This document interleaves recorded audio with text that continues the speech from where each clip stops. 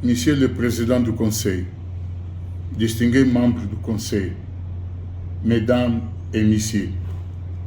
c'est un privilège de répondre à l'aimable invitation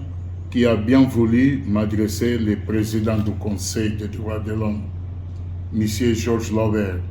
à participer au présent dialogue de haut niveau sur la situation des droits de l'homme en République centrafricaine dans le cadre de la 58e session du Conseil. Je souhaiterais exprimer toute mon appréciation aux distingués membres du Conseil pour la tenue de cette rencontre d'envergure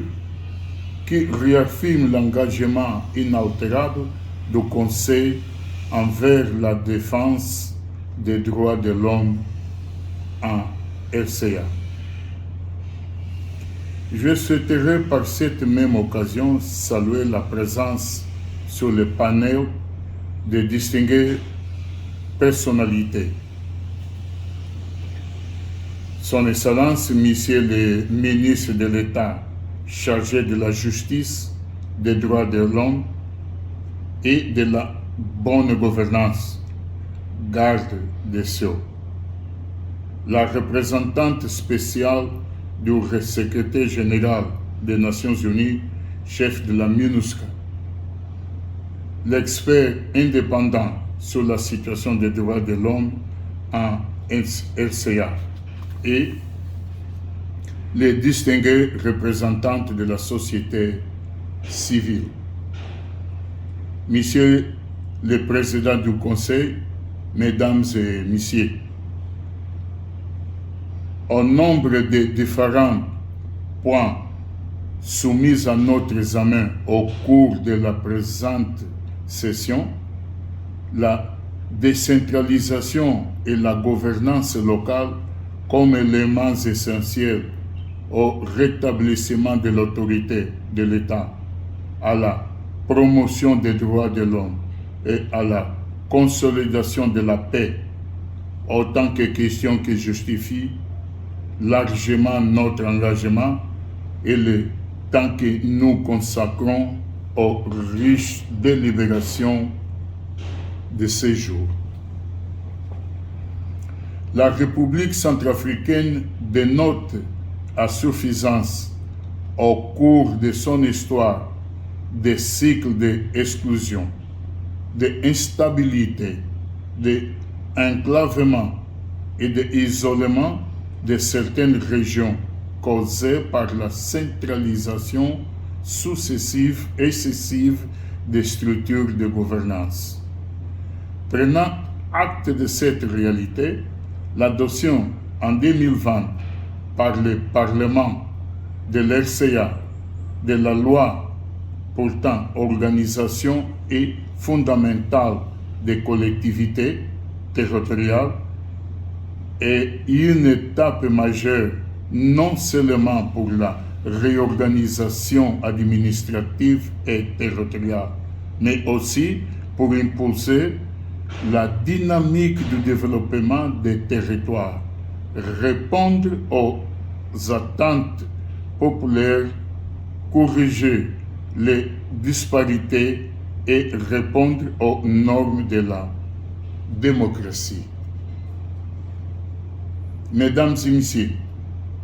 il convient donc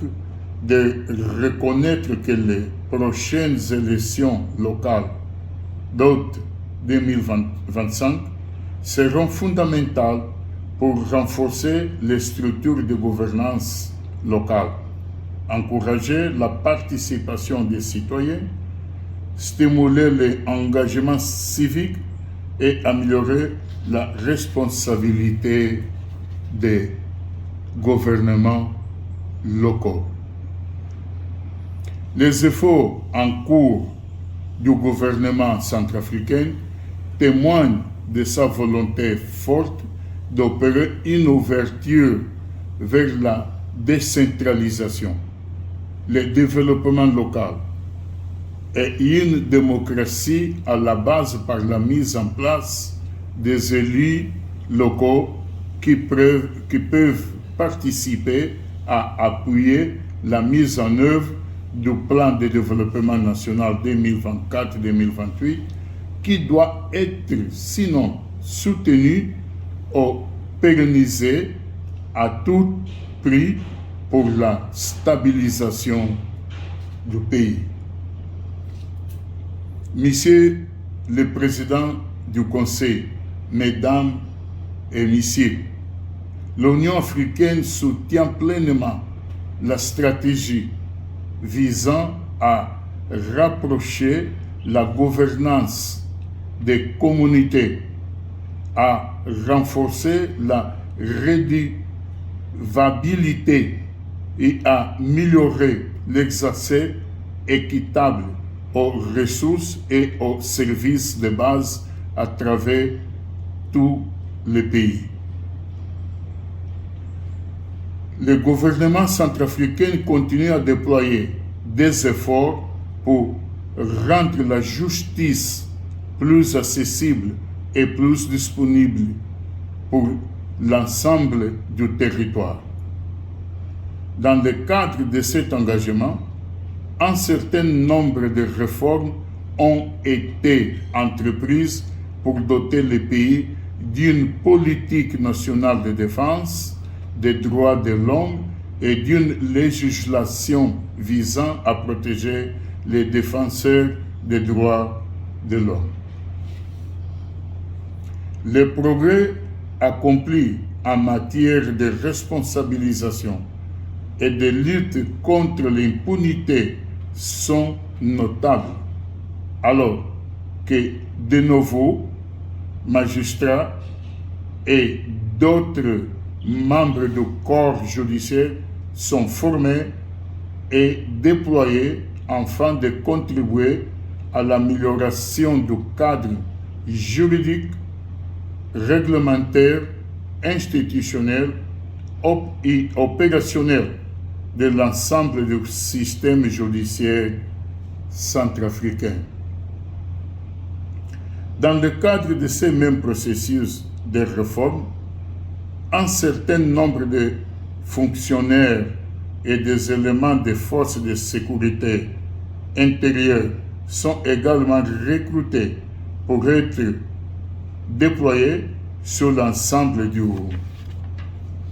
territoire, ouvrant la voie à une plus grande stabilité et à un renforcement croissant de l'autorité d'État sur l'ensemble du territoire. Avec l'amélioration de la situation sécuritaire sur l'ensemble du territoire national, les groupes armés ont été appelés à supprimer les barrages routiers illégaux, à cesser d'interférer avec le déploiement de l'administration, arrêter la collecte illégale des taxes et à faciliter le déploiement des autorités de l'autorité d'État, de l'État. La situation des droits de l'homme et la décentralisation et la gouvernance locale restent décisives. Elles doivent être accompagnées de mesures fortes pour renforcer les institutions locales, améliorer la transparence et promouvoir la participation citoyenne, car plus qu'un engagement, c'est un projet politique et social vers l'inclusion et la réconciliation. Elles dépendent pour réussir des conditions préalables telles qu'un engagement fondamental en faveur de l'inclusion des groupes politiques et sociaux. Ceci pour assurer une gestion plus efficace des conflits et un engagement communautaire accru dans les processus de gouvernance. Ces mécanismes sont essentiels pour encourager le dialogue entre l'État et les citoyens, ainsi que pour restaurer la confiance, empêcher les tensions et encourager la réconciliation nationale. L'Union africaine a activement mobilisé ces mécanismes de paix et de sécurité, notamment le Conseil de paix et de sécurité, pour répondre aux dynamiques conflictuelles, à la situation des droits de l'homme en RCA. Au premier rang de ces initiatives figure un soutien vigoureux à la mise en œuvre intégrale de l'accord politique pour la paix et la réconciliation en RCA, APPR-RCA, à travers sa mission de l'Union africaine pour l'RCA et l'Afrique centrale, l'ISAC. L'Union africaine facilite un dialogue critique entre les parties prenantes,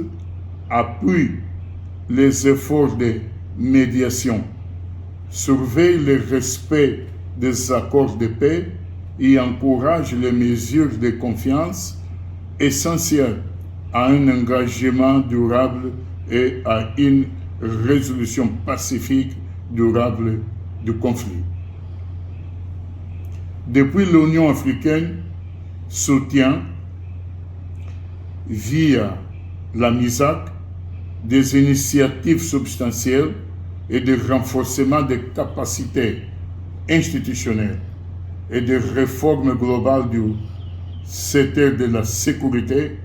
afin de créer des forces de sécurité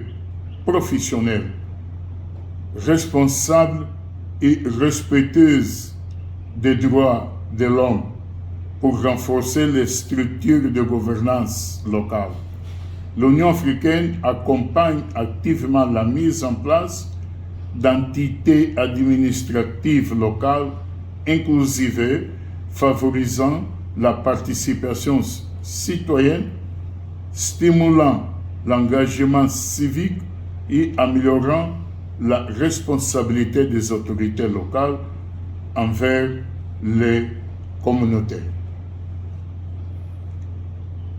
En conclusion, l'Union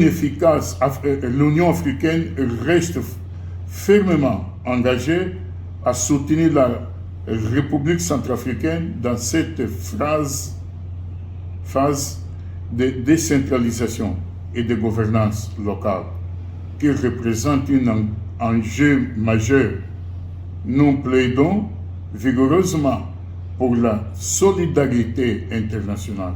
et la coopération afin que les efforts de décentralisation et de gouvernance locale